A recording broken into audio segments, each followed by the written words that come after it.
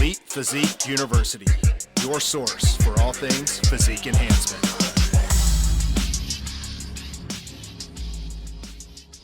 Hey, what's up, everyone? Welcome back to Elite Physique University. I'm John Gorman, your host. Jason, it's right after New Year's. What's going on with you, man? Are you having a great day, or are you tired as hell like I am? You know what? I'm pretty tired. Yeah, so it's funny because, I mean, dude, like we'll kind of peel back and show people like a peek behind the curtain. We're actually recording this episode. It's Monday night, January 6th. And Mondays for us are always big check-in days. So, I mean, it's 8 o'clock where you're at 7 o'clock where I'm at. I still have a few hours of work left, and I've been going nonstop all day. What time did you start? So I stay up late, man. I did like all my monthly taxes and sales tax and starting to get stuff ready for my P&Ls for the gyms. You know, I sold one of them, but I still need to do taxes on all that stuff. So, I mean, I stayed up late last night until like 2 o'clock in the morning. So I actually got about 9 hours sleep. So I didn't really start till like 10 or 11 or so. But gotcha. I mean, I don't train on Mondays. It's just been nonstop. Go. And my clients are like, they're my priority. So Yeah. Quite a few people trying to get back into the swing of things. So, and that kind of goes with our topic today, you know, speaking about counting food and meal plans. So what are you personally seeing with clients as they start to check in over Christmas and New Year's? And I'll kind of give you what I'm seeing now. I took a couple of weeks off. Like I said, I sold the gym, but I just needed to, I mean, I traveled. I'm like 35,000 miles this year on my car. I was everywhere. I just needed a break to just chill, play some pool, Right. sit in my hot tub, just chill the fuck out. So I took a couple weeks off, and I always give my clients a plan. You know, here's what you need to do. Have a meal on Christmas, maybe a couple if you have a couple to go to. Go out and, you know, take your wife out or your husband or whatever on New Year's Eve. But I make room I deplete them a little bit for a couple days, just drop their carbs a little bit. Do pre and post workout carbs only. Just leave them a little depleted, and most people like a plan, and it generally works well. But normally, what I see is people, once I take a couple weeks off emails, the thing that I don't like is people get out of their habits that I kind of keep them with checking in. Like they check in, they send me everything that I need to see. Their photos are up to speed, and like people are just checking in at random times, and they're out of rhythm, and I get it. So that's kind of what I'm seeing here. And then I'm really unfucking a lot of issues because, you know, for the most part, my clients are really, really good and they follow the plan. But I mean, let's face it, we're human. And if someone's not in contest prep mode, you know, a lot of people, they just take advantage of the end of the year. They're tired. They want to fucking eat. And they end up eating too much. So what I have to do is now we have to spend the next week trying to get the bloat off. And I have them up in their water a little bit extra in the next 3 or 4 days. And, you know, I told them your diet needs to be spot on perfect. Like we're in prep right now, like let's get the bloat off. Let's get back to a baseline. So that's kind of, you know, how things are going for me right now. And I'm getting back into the swing after taking that 2 weeks off. I'm not going to lie. I was like, shit, man, I forgot what these long days were like. You kind of get used to it. You know what I mean? No doubt. How about you, man? I didn't have too many, you know, that went off the deep end, but you know, I do things a little different. I used to kind of try to deplete people and give them little plans, but I am going to disagree in that I think what it does is it gives them the right to eat like an asshole. And so I don't do that. I basically say, look, like if you want to get up, if you want to look good and you want to stay lean, then you know, eat a meal, but nothing says you have to pig out like a dumbass, like all the other dumbasses out there. You know, I had a meal. I didn't track it, but like, you know, I ate some turkey and I ate a carb and I ate a little veggies and I had a small piece of dessert. I didn't gain a fucking ounce. So that's what I expect out of my clients. And I think most of them pretty much followed through on it. I did get into one guy's ass because he's been with me for a while and he put on about 6 or 7 pounds because he knew we were getting ready to cut. And I told him, I said, that's just amateurish bullshit. I'm like, now we got to spend 2 weeks in your cut reversing the dumb shit you just did. I was like, this isn't your first rodeo. So I was like, I'm not happy about this. I mean, and it's not like he's got some awesome metabolism where he's going to drop fast. And he's like, yeah, I know. I just kind of went off the deep end. But generally speaking, I just expect my people, you know, I say, hey, eat for Christmas, eat till you're full, have all your meals that day, train. I don't want them going to the meal super hungry. And so I really didn't have much of a mess to clean up. I had a few people up maybe like 2 or 3 pounds, but most people I just held constant because they were only up 1 or 2. And I said, that'll be off in a week and then we can resume. Like if we were in gaining phase, then we'll know that we can, get back to it if I need to add food or whatever. So it wasn't too bad. It's just the sheer volume of, this was the first check-in day where people are really like, back into like thinking about their physique where, people take 14 days off just in terms of like mental during that time. And so I didn't have as many check-ins during that 14-day time period. So today I'm like you, like I just got done at like probably about 7:45 and I start at like 8:30, but I do break to train. But yeah, it's been a crazy day. But no one went too bad off the rails. And the ones that did, I got up in their ass about it.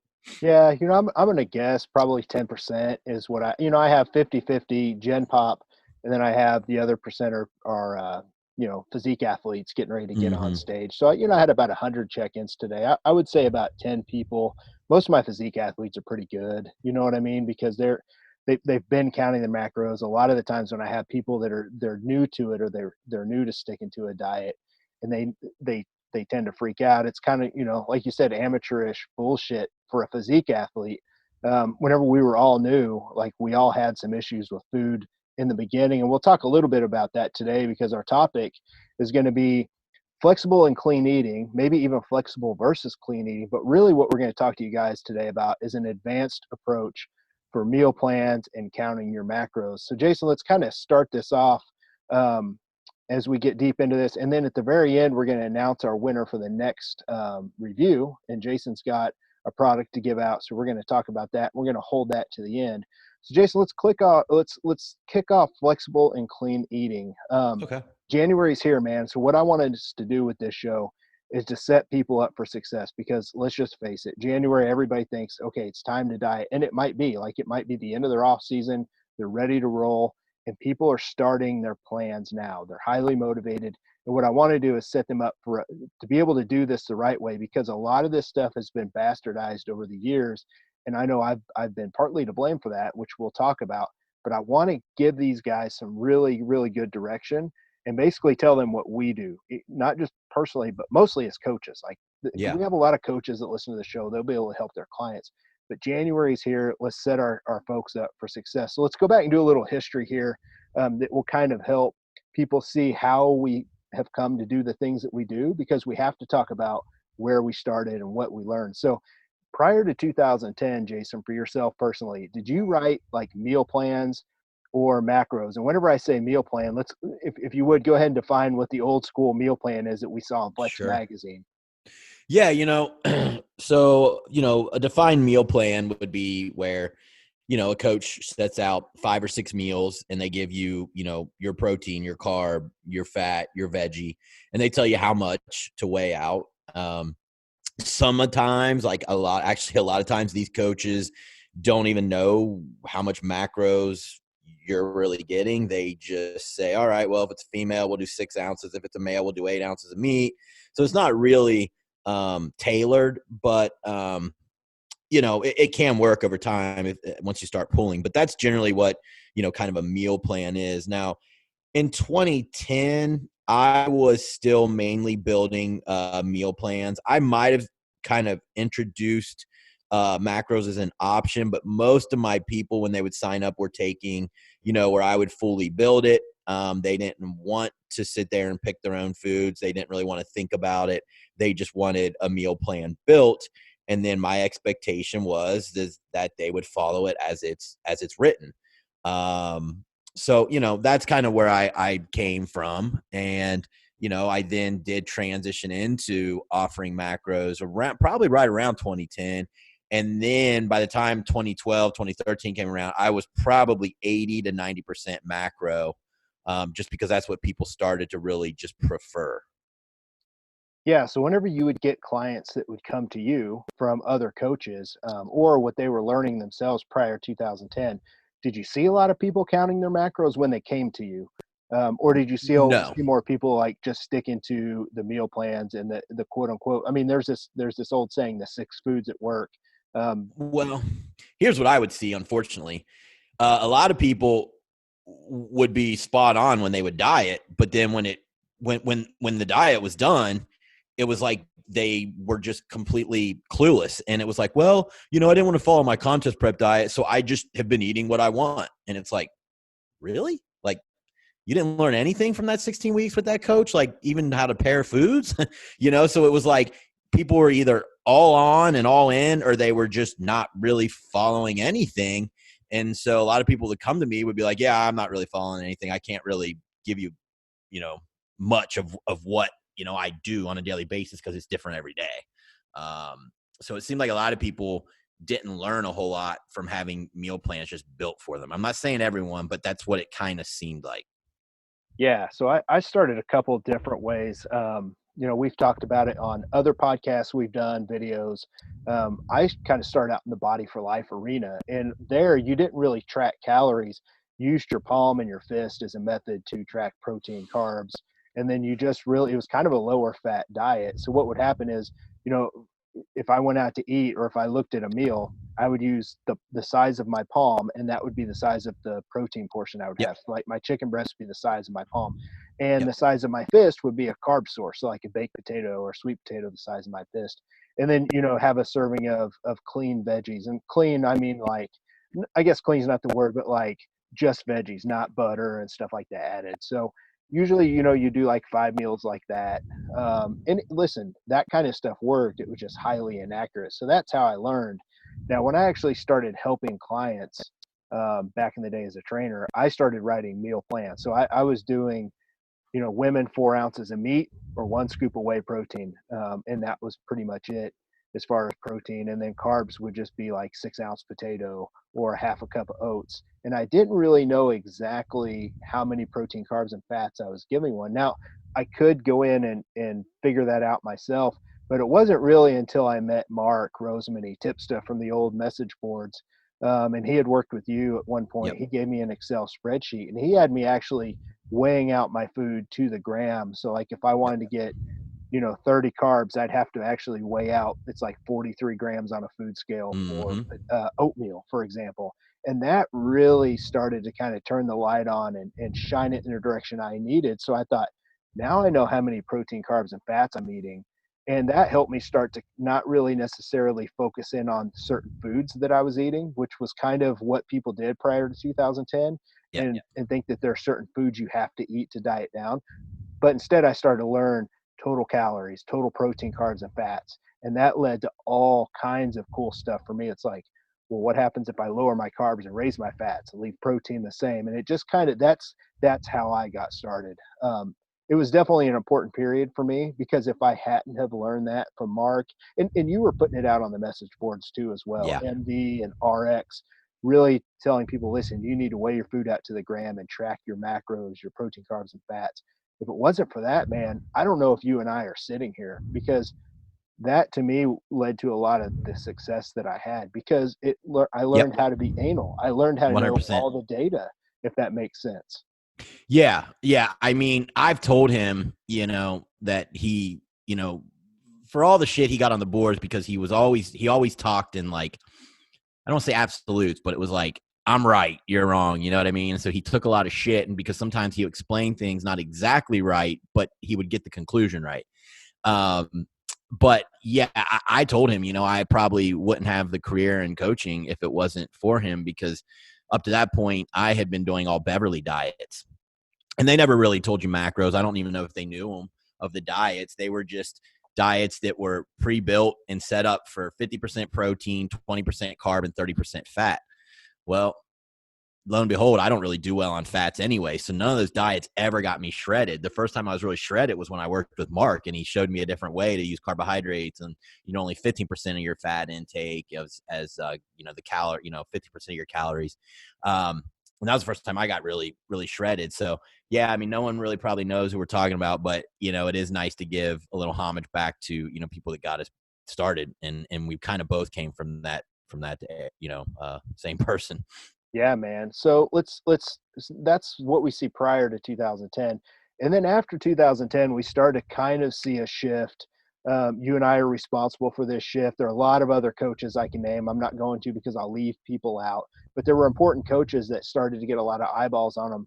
And they started to help people understand not only do you need to track your protein, carbs, and fats, but hey, you may not always have to eat just the 6 foods that work or just foods from the ground. And we'll get a little bit more into our take on that later, but we started to see what would become known as flexible dieting. People started calling it IFYM, if it fits your macros and all that shit. But we started to see people start to experiment more with food. And I started to personally do it a lot. I was having a lot of my clients, I'm like, because Jason, you know me, like I want to experiment. I want to try shit that's way out there on the far end, the extreme, and I'll do it myself and I'll do it with a few clients. So I had a lot of people trying it and they're eating nothing but just junk garbage food and tracking it. And they were still able to get pretty damn respectable lean. And, you know, once stuff like that starts to spread, then everybody starts doing it. And then it starts to become the Bible that it doesn't matter what you eat. All you have to do is hit your macros. And that kind of leads us, in my opinion, Jason, we'll get yours, on what we see today when it comes to people just saying, listen, just track your macros and don't worry about the food you eat. Is that what you're seeing a lot of still, or what's your take on that? You mean as far as like people kind of still like wanting to use a good amount of junk? Is that what you mean? Yeah, people just not worrying about the quality of food. They're just worried about their macros. Yeah, you know, like, okay, so I think we see it still out there in, you know, Instagram world and things like that. Although, you know, I believe that the tides have kind of turned. And I think even the most staunchly of the supporters of if it fits your macros now make it very clear that, you know, we probably shouldn't use more than 15 to 20% of junk when they're doing it. So I think the tables have kind of turned and it's been cleared up. As far as, you know, people coming to me and wanting help, most of the people that I get when they, at least when they list out their diets, the only times I'll really see any junk is like a post-workout, and it might just be like some cereal or something like that. So, you know, I'm not getting flooded with a lot of people that are like, you know, just kind of bastardizing, you know, flexible dieting into like kind of adding anything you want. I mean, are you seeing people coming to you doing that? Not as bad. So, and like I said, I think part of this, I'm kind of to blame here because I released this book called The Flexible Fat Loss Solution. And even though in there I told people, listen, eat as healthy as you can, but also eat the foods that you like. That way that you can stick to the damn diet. And it wasn't necessarily a contest prep book, but it would work for contest prep. And it was basically about carb cycling, but it was how to use flexible dieting and count your macros. And then I was putting out people like Matt Eubanks, who was getting shredded and winning all these shows, and he's eating shit like Peeps and Pop-Tarts and just like all this stuff. So for my clients, a lot of them were hiring me because they're like, well, fuck, I want to do that. Because back in the day, like it was so taboo, people are like, holy shit, this is like some wizardry, right? So I kind of exploited that a little bit too much, but you know what? I learned from it. I see a lot of people coming back. They're having blood work issues later down the road. I'm in the middle of fixing mine. How much of that was caused by, you know, insulin sensitivity issues and inflammation and all that, I can only guess. But that's, you know, that's stuff what we're going to talk about here a little bit later on the episode. But you're right. Now I think it's starting to kind of shift back and it's kind of starting to settle back towards the middle because a lot of people are putting out good content about, listen, you do need to try and think about your health. So I don't think it's that bad. But let me ask you this. Here's what I am seeing, and this is what I don't like. When it comes to people counting their foods and their macros, they're using things like MyFitnessPal or My Macros Plus, and I think the art of actually breaking foods down into a meal plan, hitting protein, carbs, and fats per meal, has kind of gone out the window to now everybody just scans shit with their phone, and they don't really plan out per meal. They actually just try and like hit their shit per day. I'm seeing that a lot, man. What about you? I see it, but I don't allow it. You know, even with my macro plans, I give specific guidance to how many carbs, protein, and fats I want per meal. So I don't allow it. And then, you know, we've gone one step further and created a whole coaching platform called Feed for Function. And it's got a diet builder in it. And I want my people to partition out meals. I do not allow them to, you know, graze all day on maybe 10 protein in the morning, 20 carbs, 5 fats, and then repeat that a couple times, and then sit down at night and have a 100 calorie, 2,000 calorie meal. It's very clear that that's not how they're going to operate with me. I'm sure there are people that do that and it works for their lifestyle to stay 12 or 15%. But if you're talking optimal, and people hire me because I assume they want optimal, none of my will ever allow that. Now, I mean, if you're never dieted in your life and they came to me and said, hey, I'd like to learn this, I just want to go from 35% to 20%. As long as they're in a deficit, it's going to work. But I don't really get those kind of people. Everyone who comes to me is looking for an edge and optimal. And so it's just not how none of my program is put together to allow that. Yeah. And I agree. Whenever I give people plans, like if I have 6 meals, protein is broken up evenly between all of those meals. There's probably some carb timing going around for most people.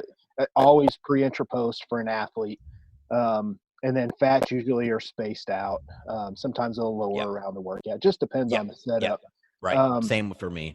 Yeah. So I expect them to do that. I know a lot of people outside of us don't. And the way I look at it, coaches like us and other people out there, listen, if a basketball player is going to go play for an NBA coach, that NBA coach isn't going to let them show up in Walmart fucking shoes. And they're going to be dressed wearing everything they're going to be, on time. Like, to me, people that just kind of wing it, they're those people that aren't really necessarily taking it easy. They're not taking it serious, and they're trying to take the easy route. But what I think it leads to is, and get your take on this, I see a lot of people reporting that, hey, I'm having trouble trying to figure out what to eat at the end of the night because I either ate all my food too early, or I have a whole bunch saved up like you talked about at the end. Do you think MyFitnessPal is leading to stuff like that, to where they're just they're off at the end of the night and they don't really hit the numbers they should hit? I think MyFitnessPal is a tool and it can be used properly. I think the people who get in that predicament, I mean, they know what they're doing and they choose to eat that way. And that's why they've ended up with, too many at the end or not enough at the end. I think that it's just kind of been bastardized and used that way because the tool is just the tool. It's how people use it. So, if they follow their favorite Fitspo or whatever the hell you want to call those people, and that's what they do, then I guess it's a learned thing. But I don't think it's necessarily MyFitnessPal's fault. I think it's the content and whoever's teaching them or whoever they're watching do that, in my opinion. Yeah, and I do see a lot of people like that. And a lot of the times people that have elite genetics or very, very good genetics, they can get by with a lot of that shit because everything they do, they're going to have an advantage. Like, so then when they try and pass that off to somebody that has shit genetics, like those are the people that really, really have to dig and do things to a T. Yes, 100%. Unfortunately, we all are have our own unique DNA, and unfortunately, some people don't have the metabolism that other people have and can get away with some of the crap. So, they have to sort through and kind of know themselves. And, sometimes that's hard to do when you're first getting into the fitness realm. You don't really know that how much genetics play into it, how much metabolism plays into it. So I can see where it's very easy to follow, someone who looks amazing online, but you never really see where they started and they already looked badass before they even touched a weight. You know what I mean? Right. So I guess what I want us to kind of pass along to either people out there that they might be doing that and they just don't know better. That's how they learned. Or if you're a coach out there and you're struggling with getting clients to get away from that, that's why breaking your foods down and making a meal plan every day fixes that problem. Then you don't ever have to worry about them trying to figure out a fucking calculus problem at the end of the night. No, right.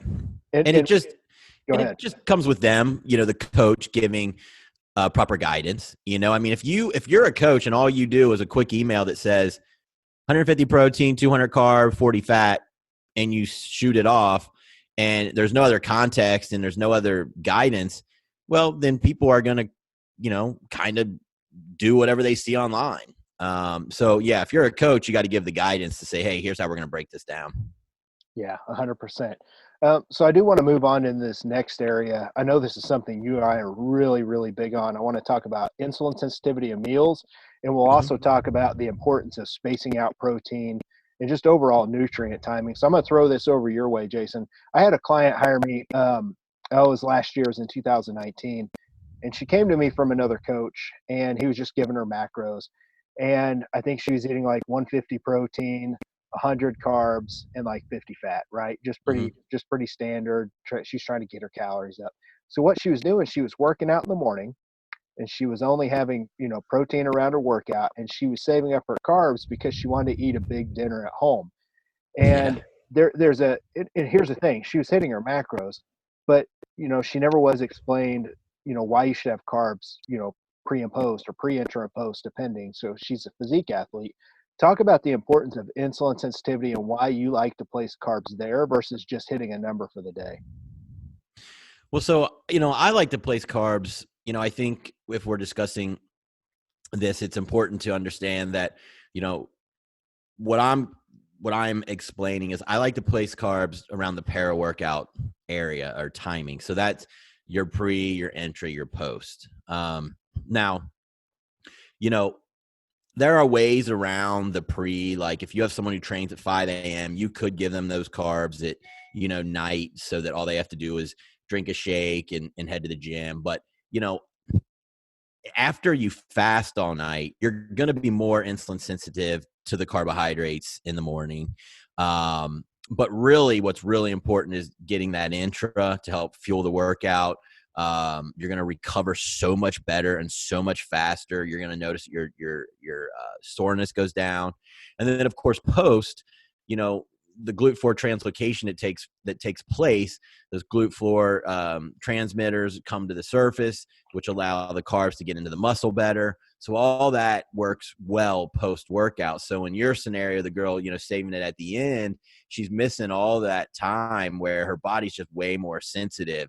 So, pre-workout's a great time, especially if it's like one of those things where you can fast in the morning, or you haven't had carbs since maybe 9 o'clock the prior night. Your body's just starved for them usually, unless you're on a huge like 5,000 calorie diet intake, and then your muscle stores are always full. Then you don't need as big of a meal pre-workout, but that's a different topic.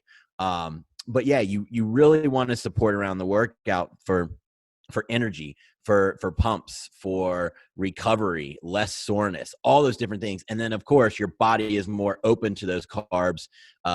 Definitely once you get train and intra and then post. And like I said, pre is kind of going to depend on kind of what your plan is. Like for me, in the off season, I fast till about 11 a.m., hit my big carb meal. So I've set my body up to kind of want that food. So Yeah. Pre, I can argue one way or the other, but I really think the intra and the post, and when you're looking at it all together, that para workout is really important. Just, you're way more insulin sensitive. I know there are people too, like especially when they're dieting down, and you get down to the real stubborn body fat levels. I know there are researchers out there that will say, listen, it's all about calories in versus calories out. As long as you hit your macros, as long as you hit your calories, that's going to dictate whether you lose or not. But listen, this is the difference between people like Jason and myself and other people out there that understand insulin sensitivity is a very, very real thing, especially when your body gets stubborn. Most researchers are talking about weight loss, guys. We're talking about fucking fat loss. There's a big, big difference in insulin sensitivity. Once you get down to the nitty gritty, I'm a firm believer makes a great deal of difference. And that's why I think things like glucose disposal agents are some of the cheapest, most effective supplements that somebody can take when they're dieting. And a lot of researchers, when you hear, there's some big names in research out there that have large followings on social. They try and make this sound like it's just so simple, and they say everybody's cheating on the diet. But it's not. They don't understand insulin sensitivity. They don't understand stuff like that. So guys out there listening, don't get confused when you hear the experts in the research world. They're not the ones working with these people in the trenches, seeing them actually really stall out. And a lot of times they have their nutrient timing down. I do want to talk about the importance of spacing out protein. And a lot of people don't realize, and there's been numerous studies done. So if a female is taking in, or just say a guy is taking in 250 protein a day. There's been studies done on protein spacing. So if someone just ate 2 very large servings of protein versus 5 servings of protein broken down evenly, so maybe 5 servings of, 50 protein, Yep. versus, trying to break 250 in half of 125. What Right. happens when you eat protein is you turn on protein synthesis, and that signals your muscle to grow. That's what it is. It's hypertrophy, and it turns that process on. And protein is what turns that switch on. And if you only do it twice a day with a large serving, you're actually going to get better growth if you spread your meals out. Now, there is a point of diminishing returns, because if not, we would eat like 8 meals a day and get like Right. 8 spikes in growth. But there is a point of diminishing returns, and it seems to be like, somewhere around 5 meals is pretty good. I like my clients to have 6. Bodybuilders have been doing that for decades, and the research shows that spacing it out, whether the number is the same at the end of the day, spacing it out, you actually get better muscle gain and recovery from the protein. So it really makes sense, first of all, to break down your food into 5 or 6 meals from a protein standpoint. But the other thing people don't understand is, and I'll argue this till the day I'm done coaching, a lot of coaches say, oh, it doesn't really matter if you have carbs around the workout or not. But it actually does, because carbs do something a lot of people don't realize. When you eat protein, you do turn on protein synthesis. But that process in the body of building new muscle, it takes fuel. And when you add carbs to protein, it helps fuel the process of growth. Carbs don't turn growth on, but they fuel that process. And somebody did some research. It was Dr. Gabe Wilson back in the day. He did some research where someone post-workout just had a whey shake, and then Mm-hmm. somebody had a whey shake and some carbs added to it. And what he saw was protein synthesis turned on and started to go back down after 90 minutes with just whey alone. And Mm-hmm. then, and I heard this I might butcher it a little bit. I heard this at University of Tampa at a conference, but I'm pretty close on this. So after 90 minutes, just whey protein synthesis started to drop. But when he added carbs to it, it extended it out to 3 to 4 hours. I'm pretty sure it was the 4-hour mark. So think about that.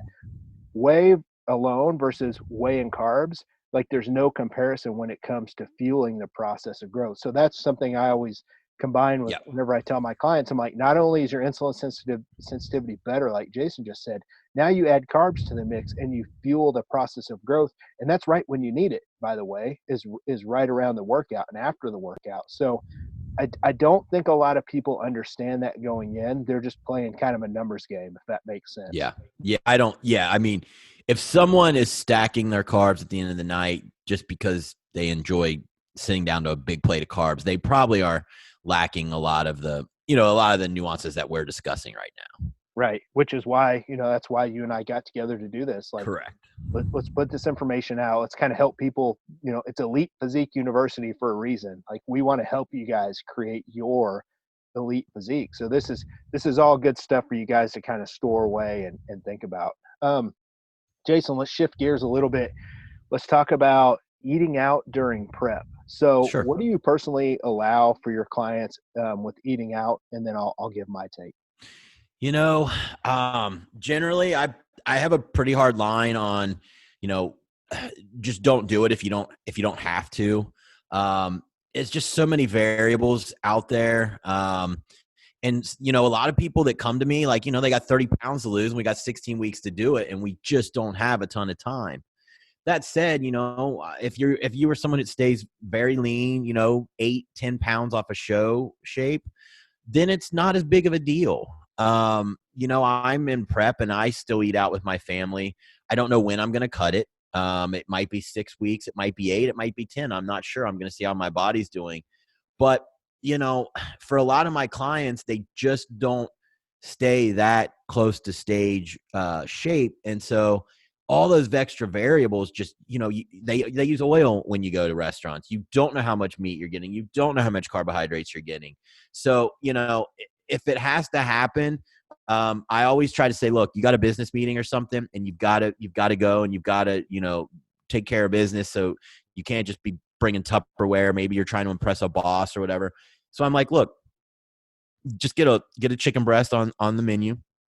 Tell them you do not want oil on it, and then order some steamed veggies. You can always eat your carbohydrates when you get out to the car, or maybe you don't get them that meal. I don't know what plan you're on, but that way you look like you're you're breaking bread with them. You know, you're sticking to the social norms, and you're not hurting your prep. So those types of things I will work with on a client, but generally speaking, unless I'm awarding a free meal because either they're working too fast or it's such a long prep, and I just feel like maybe we need a little bit of a mental break. Otherwise, I would rather them, stick to their own food and know what's going in their body. Yeah, so I pretty much do the exact same thing. I have a form that I send out that gives the guidelines for prep, which are a little bit different than the off season. And Yep. in there, I talk about no eating out, only eat the food you prepare, and always make sure you always have your meals with you and an Yep. extra meal just in case. Yep. I remember back in the day, Jason, when you were a lawyer, you dropped your damn sweet potato on the floor and you just picked that shit up and kept eating it because you didn't Yep. have a choice, right? Nope. Um, so I mean, I always tell people that, but I do say in the case of emergencies, dude, I tell them the exact same thing. The exact same thing. You can't go wrong with steamed veggies and a chicken breast.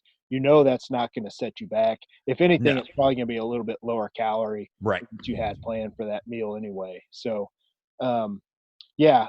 Here's the other thing. Let's talk about clean versus flexible foods. There have been times where I've had to actually go in and change a client's food because I do give them macros and I don't make them stick to certain foods. But when I have to go start digging, if someone's not dropping, then I start digging, right? So generally, what I do is if someone's dropping, and I don't worry too much about what they're eating because they have the guidelines, and as long as Yeah. they're not eating out and they're eating foods that they can track, I'm okay with it until something's not right and my drops aren't working. So I usually start digging in. And what I usually find is when someone's not dropping, they're eating a lot of what I like to call gray area foods. So they're eating things like, I mean, so think about it. The FDA allows what, like 20% variance on their food labels or something like Yeah. that. So, like if a Pop Tart says 38 carbs, dude, there could Yep. be like who knows how much in there. It could be another 7, 8 carbs in there if Yep. you're eating that a couple times a day. But what I would see is my clients were eating a lot of packaged food. Yeah. So, they could have been off at 5 out of their 6 meals, and that's I don't necessarily think the types of foods are going to make a big difference in fat loss unless someone's super stubborn. Um, and, like you said, as long as they're in a deficit, but I want them to be able to eat foods that I know exactly what the hell's in it. We know what's in a sweet potato. We know what's in brown rice. We know what's in oatmeal when you weigh it out. You don't have to Yeah. worry about that big 20% variance so much. So that's when I tend to make people eat quote unquote clean. I mean, I want everybody to eat clean, as healthy as they can. I'm real big on kind of the FODMAP foods. You've kind of opened my eyes to that. Yep. Even modified Mediterranean, I think it's better on digestion. And I think the better digestion gets, the easier it is for people to get leaner, which we'll talk about Yep. at some point. But I can just say this, guys, whenever I change my clients' foods to cleaning it up, they usually start dropping again. And it's not because there's a ton of magic going on. It's probably just because they're getting way more accurate with their foods that way. What's kind of your take on that? I agree with you on that, but I'm not as lenient as you are. Like, so when I give prep directions, I give a sheet that has approved foods on it, and I let it be known that it's not exhaustive. So there could be other foods out there, but it's all like perimeter type, store foods. And then in my feed for function database, if something has a green check, it's contest approved. If it doesn't, then they got to run it by me. And mostly, it's always going to be non-packaged shit, pretty much, that I'm wanting them to eat. And if I build your diet, it's all going to be chicken, cream of rice, eggs, whey, sweet potatoes, cooked jasmine rice. Like those are the foods I'm gravitating towards every time I build a meal, and those are the foods that are in my plan right now while I'm prepping. The only food that I really take in are my rice cakes, and I've done it with my preps the 2016, and I did amazing, and I did it in my pro debuts and did really well. So those are the only I do, and sometimes do program in just to give a little bit of sweetness. I use the caramel ones. They're not super high in sugar. But really, right off the bat, I'm asking most people to just use non-packaged foods. Yeah. So are you going to let someone prep with pumpkin by chance? Canned pumpkin? You mean 5 pounds of pumpkin, the John Gorman special? Dude, so back in 2010, the last time I stepped on stage, we'll tell just a real quick short story, but it's kind of funny. Jason's It doing is. my prep, and I'm able to, I ran some foods by you, and I think, well, I know you did. You okayed pumpkin, so like I had it at one meal. But dude, one can of pumpkin is only 40 carbs, and when you're starving at the end of prep, that shit is so filling, right? Yep. Well, whenever, especially me, I was fucking newbie. It was 2010. I just wanted to feel full. Like everybody that preps for the first time, that. You're like, God, I just want to feel full again. And I ended up having like 5 cans in one day to hit my high carb day macros.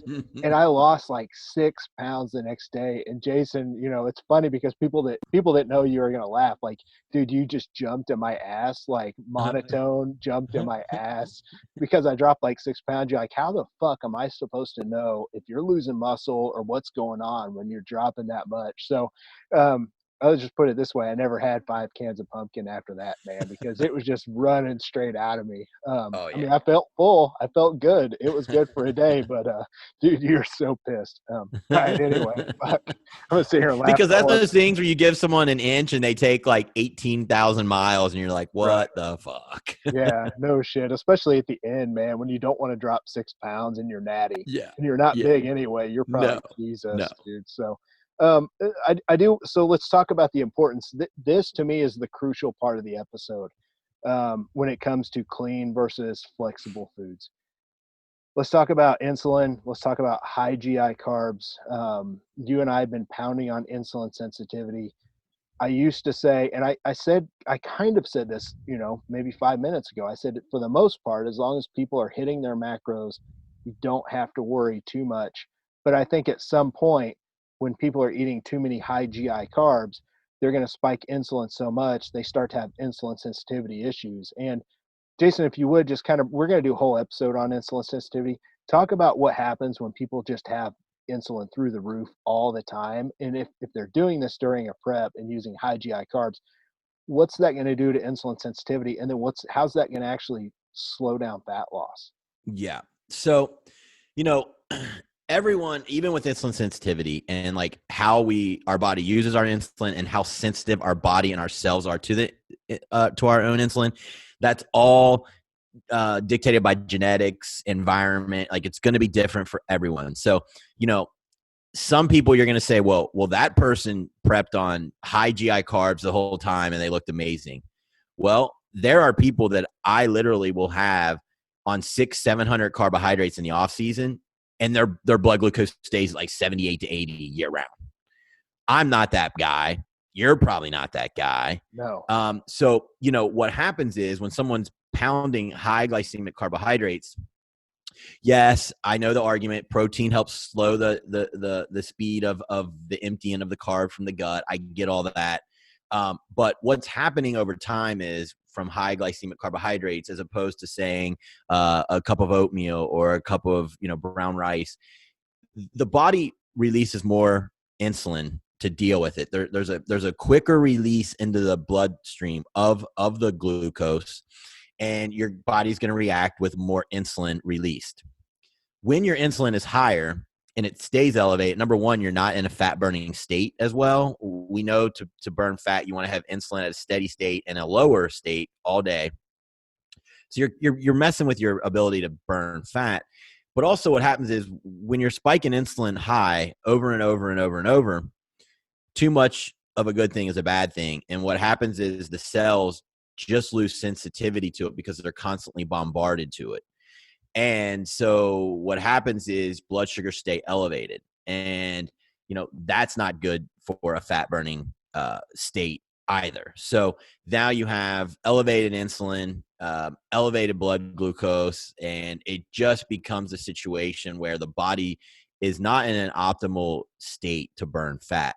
Am I saying you can't burn any? No, because I've seen people with these problems still drop some, but usually they don't make it to the stage. The body eventually, shits out on them and they can't get any leaner. So, does that mean you can't have any fast acting carbs during prep? No, because you're in a deficit, and especially post workout, your body is really desiring carbs. And I think you can have fast acting carbs then.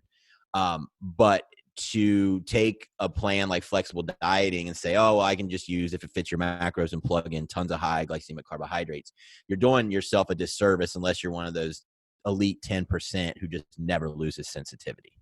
Yeah, I can always pick people like that out. They're fatties like me, and they just don't have the best genetics. So I can tell you guys right now, lower GI carbs are going to win every single time in that situation. They do for me. I can Mm-hmm. just tell you they do for me all the time.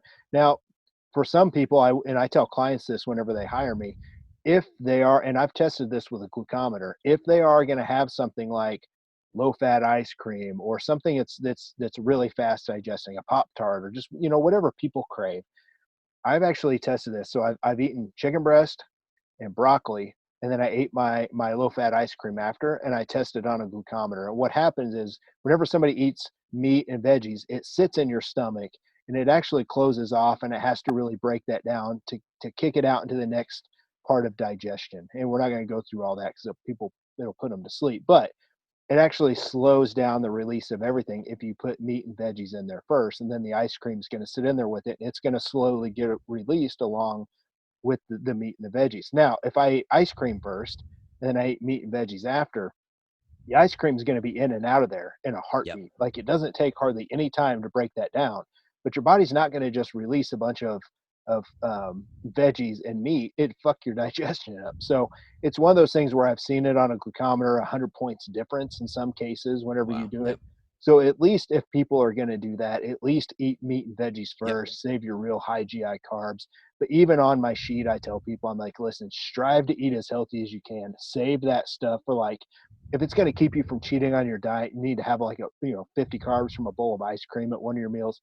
I'm okay with that, but make sure you do this. And then I need them to talk to me about it as well. So that's the only time I've seen it kind of help. And even then, if someone's real stubborn, they just have to cut it all out, man. Yep. They have to. And that's not popular. It sure as hell wasn't popular 5 years ago, because you have all these experts on social media out there bashing, saying that clean eating, it's not superior. Well, I disagree, because look at insulin sensitivity. That's Yeah. a very, very real thing. 100%. And I mean, you know, bombarding your body with sugars as well increases inflammation, gut inflammation, all those different things.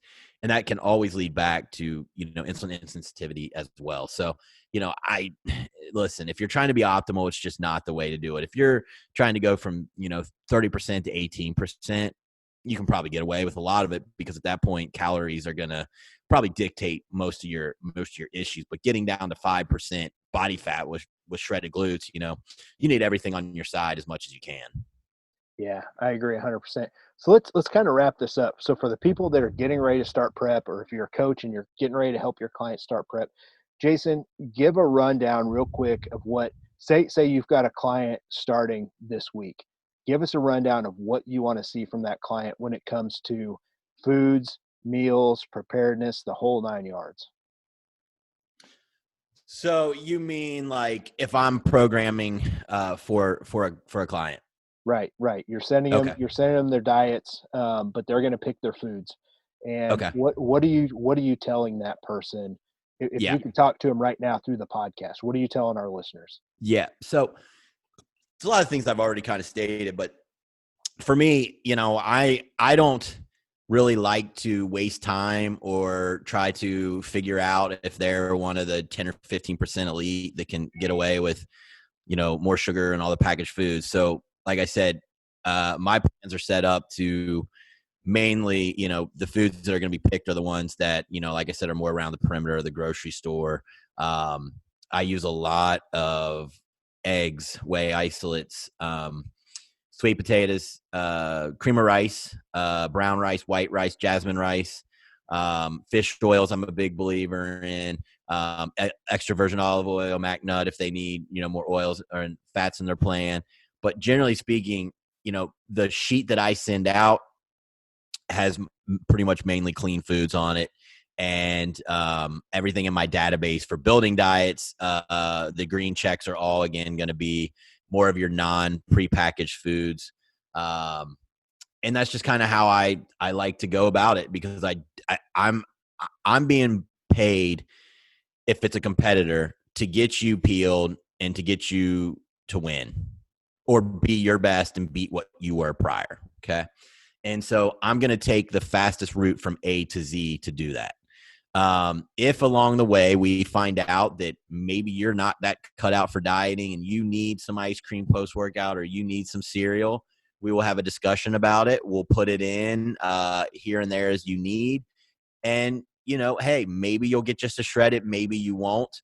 But I like to assume that most of my competitors it's not their first rodeo, and usually it's not. And I'm being hired to get them from those second and third place finishes that a lot of them are always coming in at, to get them to first and then to work them up to nationals. And so I'm going to take the most optimal route to do that, whether we're talking hormones, digestion, food, or whatnot.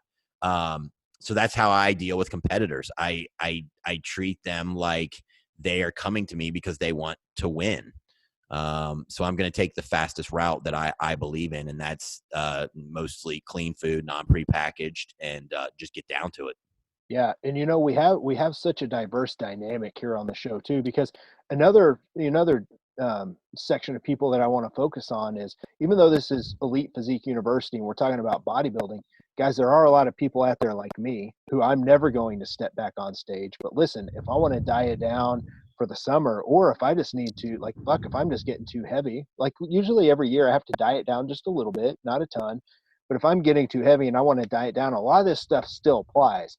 However, it's not the extreme that you see whenever you're trying to get somebody at 5%. So, like, if I need to diet down to 12, for example, or other people on here listening, I do allow some stuff to help with adherence. So yes, if you want to have 1 or 2 meals, as long as you do things like I talk about, have your meat and veggies first, then eat your higher GI carbs second. Strive to eat as healthy as you can, but don't eat so clean if it causes you to have an issue with food and then you cheat on the plan. Because as a coach, if I've got someone who's not a bodybuilder and they're cheating on their plan, I've got to find another way to help them get to their area. Now, listen, if you're getting on stage, you just got to fucking suck it up. Like that's part of what you signed up for. But if you're someone like me, you have to be able to find a plan that's adherence. And that's kind of where this is an art form. That's where it kind of comes in, where when someone's getting on stage, you just tell them, hey, listen, this is what it is. I told someone today, this is something I like to say: eat the same things every day for a while. If everything is working, eat the same things every day, go train, do your cardio, get the same amount of sleep, drink all your fluids, rinse, repeat, and do that for 2 weeks. And if you're not dropping, then I know I probably need to make an adjustment for you. But I tell people, rinse, repeat. I tell them, get into robot mode, like be a machine. That's 100%. That's what you have to do. And it's really that easy. I mean, I believe I'm a good bodybuilder, not a great bodybuilder, but a good bodybuilder, because I've been able to live Groundhog Day in terms of my eating, my sleeping, my rest, my recovery for 20 plus years. That's the only reason, and so it's such a consistency type thing, and that's what's going to yield results.